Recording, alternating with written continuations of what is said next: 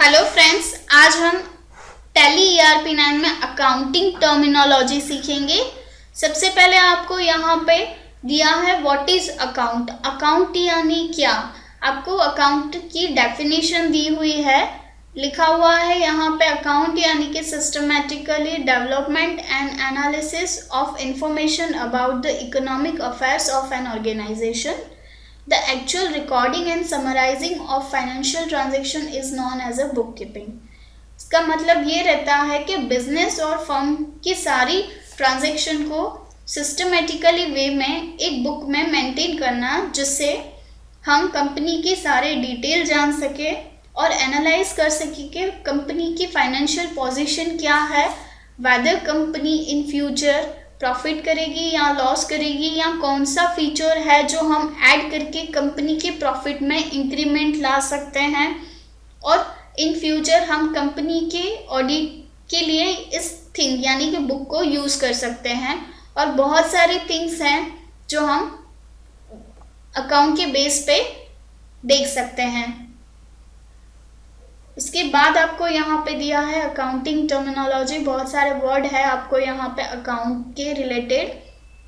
सबसे पहले आपको यहाँ पे अकाउंटिंग वर्ड्स में हम आज पढ़ेंगे कैपिटल।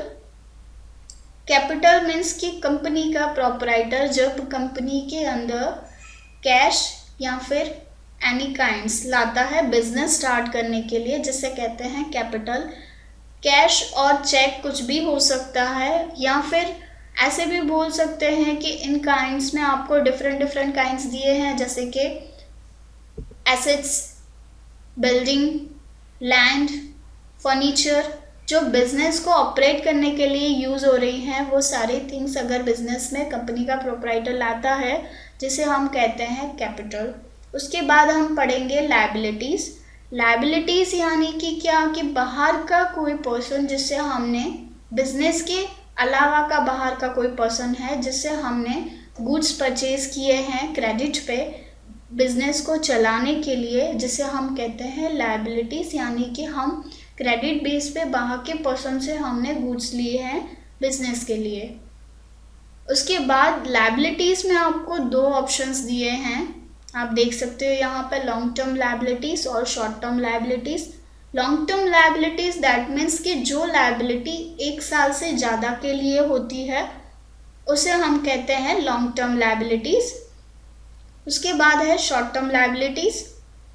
शॉर्ट टर्म लायबिलिटीज़ यानी कि जो लायबिलिटीज़ 1 साल या 1 साल के कम यानी 1 साल से कम पीरियड के लिए होती हैं, उसे कहते हैं short term liabilities. Long term liabilities का हम एक एग्जाम्पल देखेंगे जो है फर्नीचर। अगर हमने किसी पर्सन के पास से यानी कि किसी वेंडर के पास से फर्नीचर परचेज किया है on a credit base for 2 years, और हमें हर महीने या फिर साल के कुछ टाइम में हमें रेंट देना रहता है, तो वो कहलाता है लॉन्ग टर्म लायबिलिटीज़। उसके बाद है short term liabilities. Short term liabilities में रहता है, यहाँ पे आपको डिफरेंट लायबिलिटीज़ दी है, जिसमें है बिल्स पेबल, BOD, क्रेडिटर्स। ये शॉर्ट टर्म लायबिलिटीज़ में इंक्लूड होते हैं, क्योंकि हमने क्रेडिटर्स के पास से गुड्स लिए हैं तो वो उसको हमें पेमेंट करनी रहती है, तो वो पेमेंट पीरियड डिसाइडेड होता है क्रेडिटर्स के ऊपर, क्रेडिटर हमें कितने टाइम पीरियड के लिए गुड्स दे रहे हैं। उसके बाद हम सीखेंगे एसेट्स।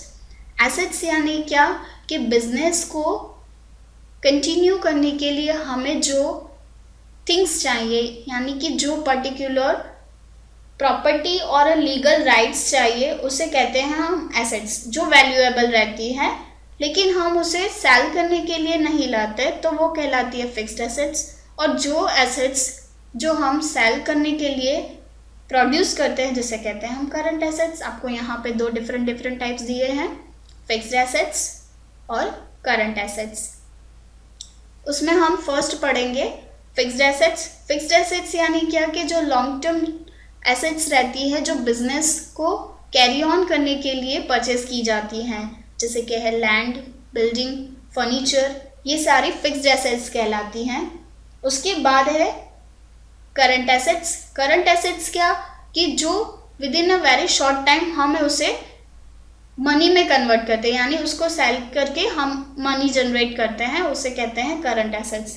करंट एसेट्स में डेटर है, बिल्स रिसीवेबल है, ये सारे करंट एसेट्स कहलाते हैं। हमने किसी को गुड्स सोल्ड किए हैं ऑन ए क्रेडिट बेस, तो हमें शॉर्ट टाइम में उनसे अमाउंट लेनी रहती है, तो उसे कहते हैं करंट एसेट्स। उसके बाद हम पढ़ेंगे डेटर्स। डेटर्स मीन्स हमने किसी पर्सन को गुड्स सेल किए हैं क्रेडिट बेस पे, उसे कहते हैं हम डेटर्स। उसके बाद आपको दिया है नेक्स्ट टर्मिनोलॉजी है क्रेडिटर्स। क्रेडिटर्स मीन्स जिस पर्सन के पास से हमने गुड्स परचेज किए हैं ऑन द क्रेडिट बेस, उसे कहते हैं हम क्रेडिटर्स। उसके बाद आपको नेक्स्ट टर्मिनोलॉजी दी है एक्सपेंस। एक्सपेंस मीन्स कि कंपनी के प्रोडक्शन के लिए, यानी कंपनी के गुड्स प्रोडक्ट प्रोड्यूस करने के लिए हमें जो भी एक्सपेंसेस करने पड़ते हैं उसे कहते हैं एक्सपेंसेस। एक्सपेंसेस को डिफरेंट 4 पार्ट्स में डिवाइड किया है, direct expense, indirect expense, administrative expense और सेलिंग एक्सपेंस। उसके बाद आपको नेक्स्ट टर्मिनोलॉजी दी गई है इनकम। इनकम दैट मीन्स कि हमने जो फिनिश गुड बनाए हैं, प्रोड्यूस किए हैं, उसे सेल करने के बाद में हमें जो भी इनकम मिलती है उसमें से हम रेवेन्यू डिडक्ट करते हैं और उसके बाद जो फाइनल अमाउंट बचती है उसे हम कहते हैं इनकम। ये सारी हो गई अकाउंटिंग टर्मिनोलॉजी के कुछ वर्ड्स, बाकी के वर्ड्स हम नेक्स्ट ट्यूटोरियल में पढ़ेंगे। Thank you.